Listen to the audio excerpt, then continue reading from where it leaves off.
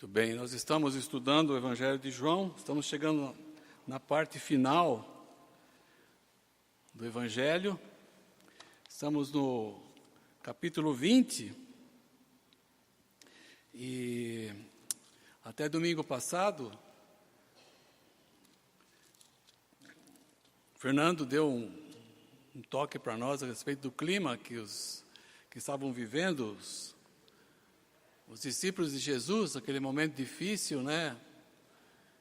Que Jesus foi crucificado e toda a dificuldade que eles estavam sofrendo, medo, e agora que vai ser de nós, né? Capítulo 20 também nós temos um dos bons relatos a respeito das aparições de Jesus depois de ter ressuscitado, né? Primeiro nós vemos Maria Madalena, vemos Pedro e João. Também sabemos que além de Maria Madalena, também estava lá Maria, mãe de Jesus, e a Salomé. Lucas 24 nos diz também nos fala de 2 discípulos que nós vamos ver no capítulo 21, que também se encontram com Jesus. Jesus foi ao encontro desses 2 homens. Mas João capítulo 20, 19 a 31, que nós vamos dar uma passada, João começa a relatar o que aconteceu no final do dia da ressurreição de Jesus, ao entardecer, né, naquele horário do lusco-fusco, né? E ele cobre até o versículo 31 um período de uma semana. Começando então na tarde da ressurreição até o próximo domingo. E eu queria que você notasse e observasse 3 coisas que eu queria destacar. A aparição de Jesus, foi uma surpresa para os discípulos, Jesus aparecer no final da tarde da ressurreição, lá numa reunião que estavam os discípulos. Queria que você prestasse atenção na questão do perdão. Jesus fala que a nossa mensagem está baseada no perdão. O centro da nossa mensagem, para a nossa vida e para o mundo, é o perdão. Ali está o centro da mensagem para nós. E também eu queria destacar Tomé, aquele que duvidou. Então, do 19 ao 31, eu queria que você prestasse atenção nesses 3 pontos aqui que eu queria destacar.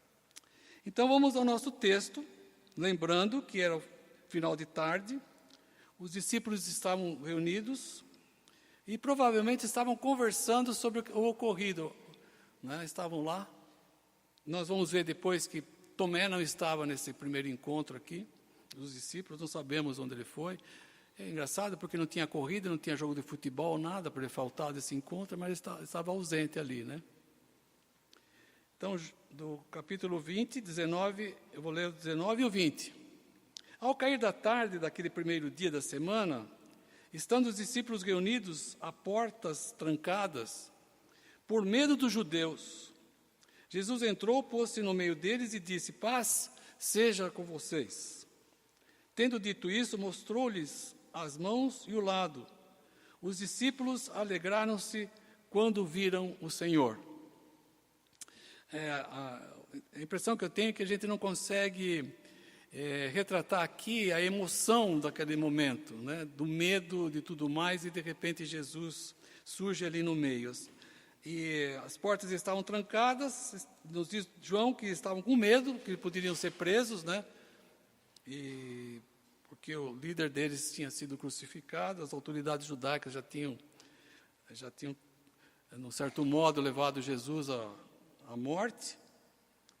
Mas eles ficam surpreendidos, porque Jesus apareceu repentinamente no meio deles, né? Acho que se eu fosse um deles, eu me assustaria muito com a presença de alguém que tinha morrido já há 3 dias, e de repente ele surge ali no meio, naquela reunião, né? Sem dúvida ele estava morto e agora ele aparece aqui no nosso meio. Eu ficaria bem confuso, né? E Jesus se aproxima deles e vai mostrando as marcas, as feridas da crucificação. Lucas, no capítulo 24, fala que ele também come junto com eles. Eles oferecem a comida, um peixe assado, e Jesus come um pedaço desse peixe assado junto com eles, né? Certamente Jesus faz isso para mostrar que ele não era um fantasma, né? E não era nenhum tipo de alucinação que eles estavam tendo, não, né? Mas era Jesus, o Jesus ressurreto, com um novo corpo, que de repente surge num lugar fechado, falando, com voz audível, comendo, um corpo parecido com aquele que ele tinha morrido, mas diferente. Tem um autor que eu gosto muito, ele fala, era um corpo que eu compararia a uma vela, antes dele morrer, e agora ele aparece com um corpo parecido a um sol, né? Só para fazer um contraste de uma vela com o sol. Era parecido, mas era diferente. Um corpo numa nova dimensão. Paulo diz no capítulo 15, na carta dele aos Coríntios, ele diz que é um corpo celestial, incorruptível. João escreve mais tarde, na primeira carta dele, dizendo que aqueles que entregaram sua vida para Jesus, quando morrerem e ressuscitarem também, ressuscitarão com esse corpo semelhante a esse de Jesus aqui, né? Então Jesus, com um corpo, agora um corpo celestial, parecido com aquele que ele tinha antes, mas diferente, bem diferente. E que tenha as suas marcas, as marcas daqueles pregos que foram postos nas suas mãos, para mostrar que era ele, né? E para que nós, quando nós nos encontrarmos com ele, não nos esquecemos que ele deu a vida por nós na cruz, né? Que ele conquistou, através daquele sacrifício, a vitória sobre a morte, a vitória sobre o pecado e do nosso inimigo, né? Satanás. Eu queria fazer umas observações aqui, primeiro a respeito dessa aparição inesperada de Jesus, né? Sem dúvida deve ter sido algo espetacular, tão espetacular que a igreja formada do judaísmo, né, do grupo de judeus ali, que se reunia aos sábados, pelo fato de Jesus ter ressurgido no domingo, passou a se reunir, aliás, a igreja dos judeus se reunia no sábado, e por Jesus ter ressuscitado no domingo, e ter aparecido, então eles passaram a se reunir todos os domingos, no primeiro dia da semana, né? Isso é apenas um detalhe, mas o que eu queria enfatizar que essa aparição de Jesus, surpreendente, inesperada, nos diz que ele está sempre presente, ou que ele estaria sempre presente. Ele mesmo disse que onde estiver 2 ou 3, ali estarei presente, né? Mateus capítulo 18, versículo 20. Então imagine você que nós contamos com a presença de Jesus aqui nesta noite. Estamos reunidos no nome dele, em nome de Jesus, né? E ele está aqui presente comigo e com você. Ele está aqui presente. Ele está aqui, né? E um dia essa presença vai ser visível quando ele virá pessoalmente nos convidar para irmos com ele, sairmos daqui, né? Quando ele voltar, né? Mas Jesus está presente, o seu Santo Espírito está presente aqui conosco, não é? A gente não sabe como foi essa presença de Jesus, né? Como que ele se passou pela parede ou se já estava lá, né? Alguém disse, não, ele já estava lá, ele já estava lá. Ele se deixou ver, né? E um dia nós o veremos face a face. Mas ele está presente aqui hoje, comigo e com você. Está aqui. Jesus é é a pessoa mais importante aqui entre nós, né? Ele está aqui. Então, um dia nós vamos ver essa presença bendita.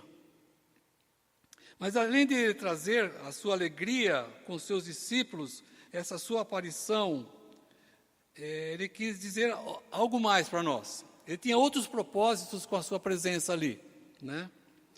Vamos ler versículos 21 e 23, que diz assim: novamente Jesus disse: paz seja com vocês.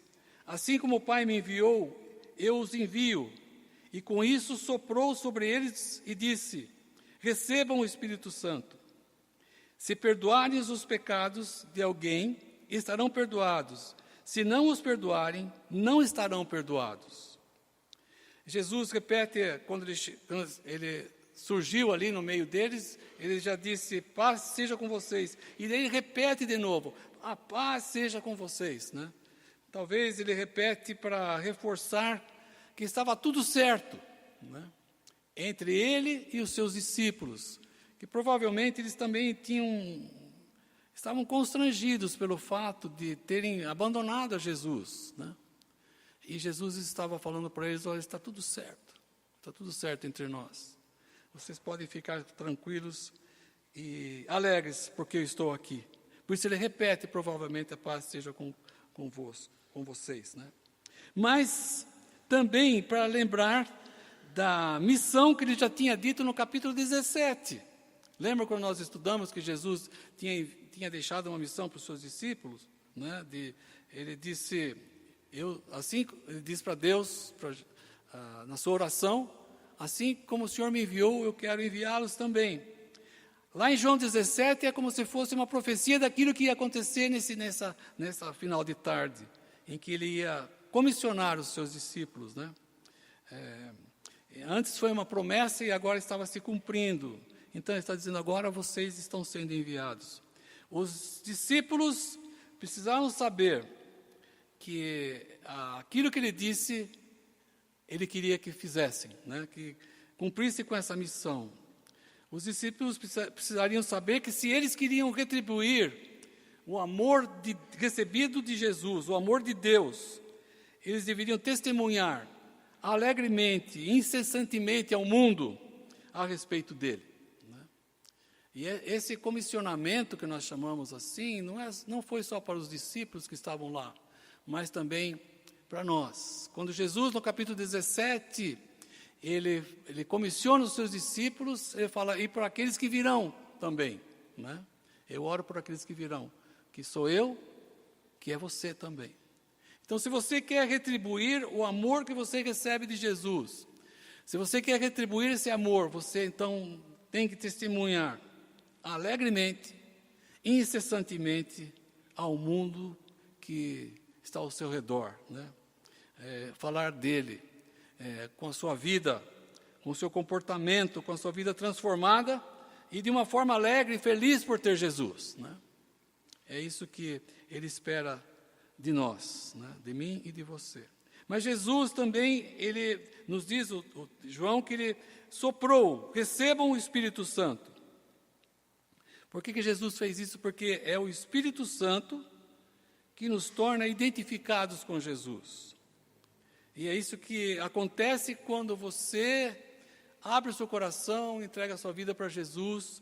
Imediatamente você recebe a presença do Espírito Santo na sua vida. É Ele quem liga a sua vida a Deus, é Ele quem liga você a Jesus, e é Ele que nos autoriza a sermos o seu representante, né? Então a presença do Espírito Santo é muito importante aqui, e é importante que você saiba que no momento em que você abriu o seu coração para Jesus, imediatamente o Espírito Santo tomou conta da sua vida, tomou posse da sua vida. Ele fez uma marca na sua vida que você pertence a Jesus, né? Quando você lê Efésios capítulo 1, versículo 13, você vê que nós somos selados pelo Espírito Santo. Então, esse é o que acontece comigo e com você quando você entrega a vida para Jesus. Ele toma posse de você e marca você como uma propriedade de Jesus, né? Então nós somos enviados, recebemos o Espírito Santo e temos uma missão, uma mensagem, que é o centro daquilo que nós cremos, que é o perdão, né? O perdão que Jesus nos oferece. Então, a mensagem que tem que tomar conta do meu coração e da sua vida é o perdão. A nossa tarefa ao pregar, nós pregamos o arrependimento, mas pregamos o perdão e a libertação dos nossos pecados, a libertação da nossa culpa, e isso significa o perdão que Deus nos oferece. Parece que até a medicina, não só os terapeutas, os psicólogos, mas até a medicina mesmo está convencida que o fundo de muitas doenças que nós temos tem como componente a culpa e a falta de perdão, né? E o nosso testemunho, a nossa pregação tem que ajudar as pessoas não só na questão da vida eterna, né, do perdão dos seus pecados, mas também que venham a ter uma profunda satisfação nessa vida agora, né? E essa profunda satisfação e o bem-estar nessa vida está muito ligado ao perdão, né? Assim como Deus oferece o perdão para nós através de Jesus, nós também temos que perdoar as pessoas que nos rodeiam. Então, com certeza, o bem-estar da vida tem muito a ver com os nossos relacionamentos, né? Em casa, marido e esposa, pais e filhos, com os nossos parentes, com os nossos amigos, com aqueles que nós trabalhamos, com onde nós estudamos, né? E Jesus disse, se vocês perdoarem os pecados de alguém, estarão perdoados. Nós sabemos que só Jesus pode perdoar os nossos pecados. Deus, e nem Jesus, nem o Espírito Santo delegou a qualquer figura humana dar o perdão, né, dos seus pecados. Só quando Jesus entra na nossa vida e nós confessamos os nossos pecados que nós somos perdoados. Ninguém pode fazer isso a não ser Deus. Mas o que Jesus está dizendo aqui é que quando você recebe na sua vida, você tem a possibilidade de ter os seus pecados perdoados e também de perdoar aqueles que ofendem a você. Então, o que ele está chamando a atenção para nós aqui é que se alguém que se diz cristão e o vemos perdoando alguém de alguma ofensa, você pode dizer assim, olha, você realmente tem Jesus na sua vida porque você perdoou aquele que te ofendeu. Por outro lado, está sendo dito aqui também, que se você se recusa a perdoar alguém, a perdoar alguma pessoa, pode ser dito também para você, olha, eu acredito que você não confiou sua vida para Jesus ainda, porque você não é capaz de perdoar, né? Interessante que isso está bem, combina bem com a oração do Pai Nosso, porque Jesus ensinando a oração, não sei se vocês se lembram, ele diz, perdoa os nossos pecados assim como perdoamos os nossos devedores. Então é como se eu dissesse, Senhor, segura aí a questão do perdão sobre os meus pecados, porque eu não perdoo tal pessoa. Então a questão do perdão é central na mensagem, mas é muito importante para mim e para você, que nós temos que perdoar. Então, se eu não perdoo, eu tenho que examinar esse meu relacionamento com Deus, com Jesus, porque a nossa salvação, a sua vida está centrada no perdão que Jesus te oferece pela sua vida. Se você não experimentou isso, então tudo bem, né? Você pode ter essa folga aí. Mas se você experimentou, você tem que perdoar, né? Você tem que perdoar aqueles que estão ao seu redor, né? E não sei se você tem alguma dificuldade com alguém, com alguma pessoa, né?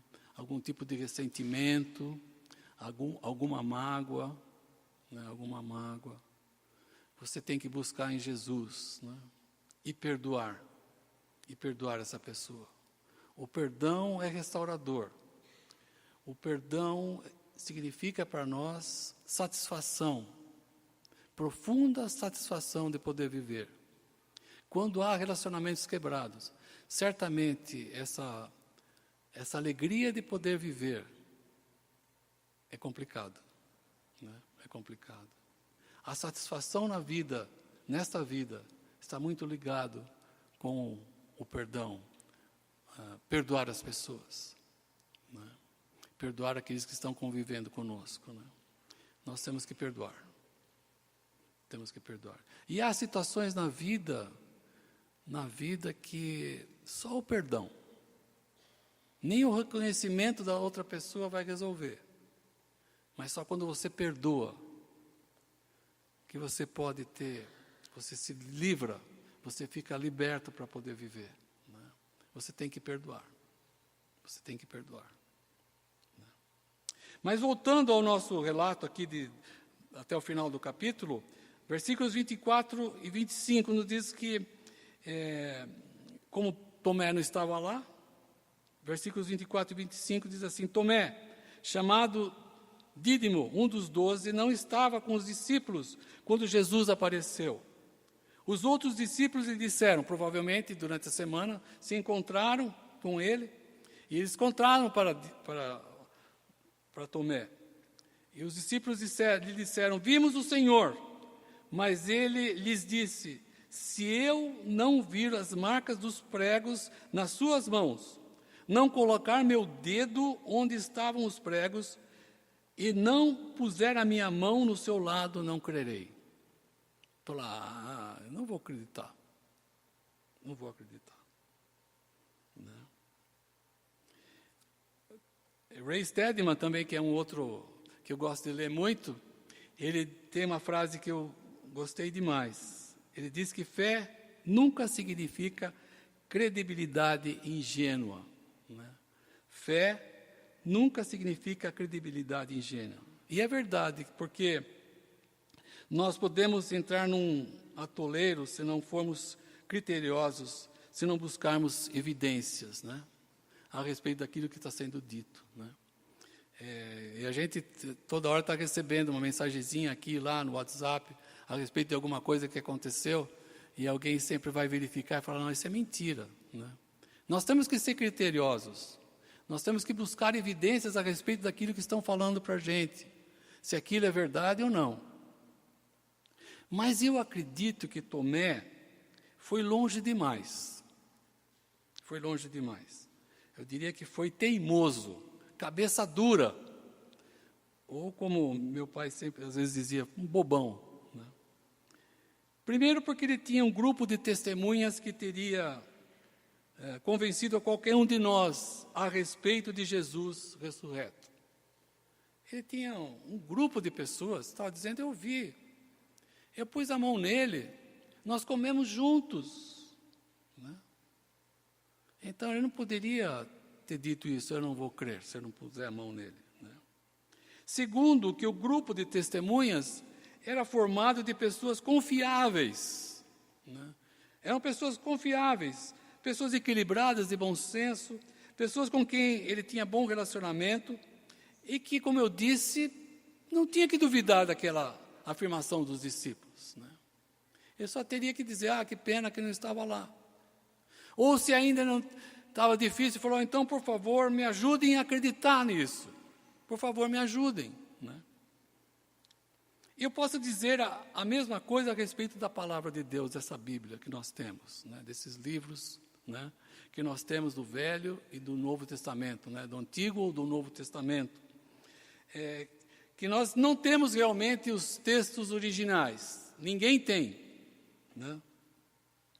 Mas sabemos que as pessoas que escolheram e que compuseram a Bíblia que nós temos hoje eram pessoas super confiáveis.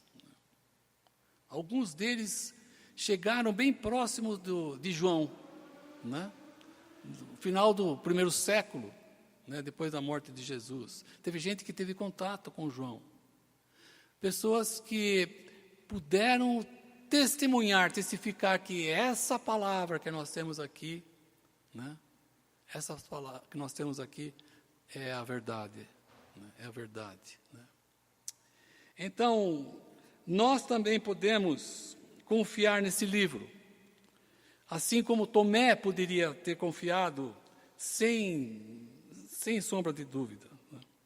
Então Tomé deveria ter dito, se eu não tocar nele, ele poderia ter dito, por favor, me ajudem a crer nisso, que eu não estou acreditando. Me ajudem. Ou não, nunca ter dito, não vou crer nisso aí.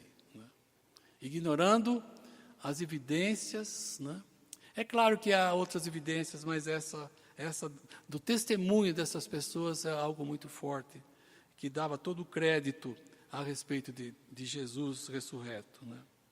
Voltando a Tomé, João relata, versículos 26 a 29. Uma semana mais tarde, os seus discípulos estavam outra vez ali, Tomé com eles. Apesar de estarem trancadas as portas, Jesus entrou, pôs-se no meio deles e disse, paz seja com vocês. Os discípulos já parece que não assustaram, parece que já, Jesus chegou aí de novo. E Jesus disse a Tomé, coloque o seu dedo aqui, veja as minhas mãos, estenda a mão e coloque-a no meu lado. Pare de duvidar e creia. Pare de duvidar e creia. Eu acho impressionante que a reação de Jesus, essa reação, ele podia ter punido, Você sai daqui, vai embora. Mas Jesus acolhe a dúvida, entende a situação de Tomé, e diz para ele, olha, coloca a tua mão aqui para você ver que sou eu mesmo. Eu ressurgi dentre os mortos, como eu havia dito. Não sei quais as palavras que ele pode ter dito mais. Disse-lhe Tomé, Senhor meu e Deus meu. Então Jesus lhe disse, porque me viu, você creu. Felizes os que não viram e creram. O que funciona aqui não é o racional, mas os olhos que olham para Jesus e pela fé, o recebem. É isso que manda aqui. É Jesus. Jesus graciosamente convidou Tomé, que esticou a mão, examinou as evidências e confessou, Senhor meu e Deus meu.